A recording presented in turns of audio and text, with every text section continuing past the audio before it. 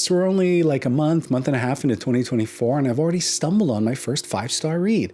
It's Daniel Mason's Northwoods, and it's just an incredible book that I can't recommend enough.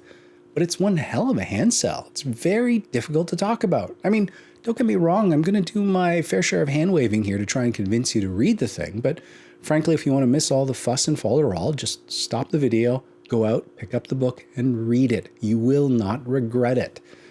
I like to think of it as the Overstory meets Cloud Atlas, a bedtime story for adults.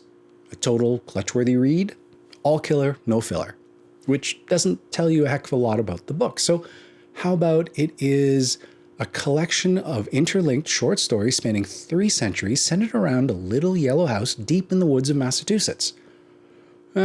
Or this is just the side hustle of a former med school grad turned assistant professor of psychiatry at Stanford. Mason joins the likes of other overachievers like Atul Gawande, surgeon, as well as the author of The Incredible Being Mortal, or Paul Cal, who's a neurosurgeon who wrote When Breath Becomes Air. It's always nice to have something to fall back on in case the writing doesn't work out for you. But in the case of Mason, he's already been nominated for a Pulitzer Prize. So I can only assume that he's a lousy cook and a sloppy drunk. I have to admit, I'm a little curious as to how Mason's day job, working in psychiatry, has affected his view of the world. Because while this is a lovely yarn, there's one hell of a body count here. And folks don't go off to meet their eternal reward peacefully in their sleep or fading away into old age. They die violently. People are axed, eviscerated, blown away. If we learn nothing else, it's that Massachusetts is a wild and dangerous state. Well, the people are interesting. Maybe this is a book about nature. There's an entire chapter devoted to the smutty goings-on of an especially horny scolided beetle. There's a song included about an industrious squirrel collecting chestnuts and acorns to while away the winter months, but before he can enjoy his bounty, he's snatched up by an owl, leaving all the nuts behind to reforest the area.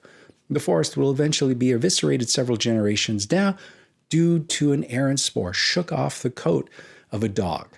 And then there's the recurrence of mountain lions or catamounts, pumas, cougars, whatever you want to call them, across the centuries. But maybe these nature stories are just little tidbits that are interspersed between these very human stories. We have 2 young lovers escaping their puritanical judgment of their small little village. There's a former loyalist soldier struck with a bout of pomomania, determined to start an apple orchard in his little plot of land. There is a closeted painter writing sweaty missives to his author friend. We've got a buxom storyteller, a slave catcher, 2 old spinsters, a true crime reporter, a disgraced amateur historian, and a ton of ghosts. It's a lot, and every chapter is written in accordance with the era and the narrator. So we have the prim prose of the late 18th century, the florid writings of a 19th century painter, and the lurid exclamations of a 70s crime beat reporter. And somehow Mason pulls it off. And he's such a confident writer. He brings in so many different elements. You've got diary entries, letters, songs, poems, medical case notes, even a rehearsed speech, complete with pauses for laughter. It's like watching figure skating, which I can't watch because you know that there's this high degree of difficulty. And so you're just stuck there waiting for the inevitable stumble. No one's going to be able to pull off the entire program. So you're on the edge of your seat waiting for the fall. But somehow Mason sticks the landing. Not only does he stick the landing, though, he's throwing flourishes throughout, triple soundcows, quadruple axles, lutzes, loops, you name it, with a musical accompaniment that starts with Moonlight Sonata and ends with Welcome to the Jungle. I mean, this man is cooking.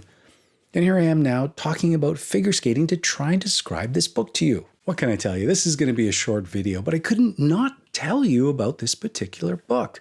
I mean, it's not like there's some meaty moral or theme here, I don't think. I mean, it's not like you're going to go to your book club and talk about the tokenization of POC authors by the publishing industry or the narcissistic machinations of billionaire douchebags absolutely confident they know what's right to do in the world, or the anti-capitalist impulse of millennials driven by the current dumpster fire of the world around us.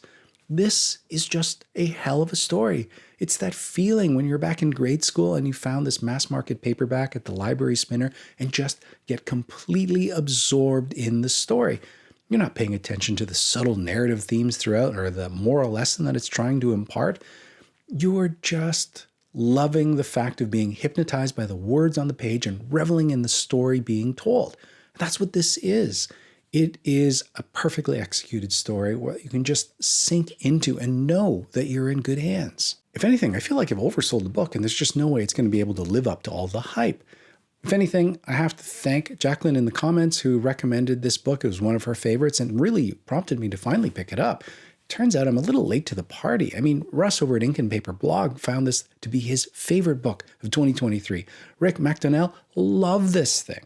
So don't take my word for it. They loved it as well. Anyway, again, you could have avoided all the fuss and falderall and just simply picked up the book. Hard for me to talk about this, but it's just so great.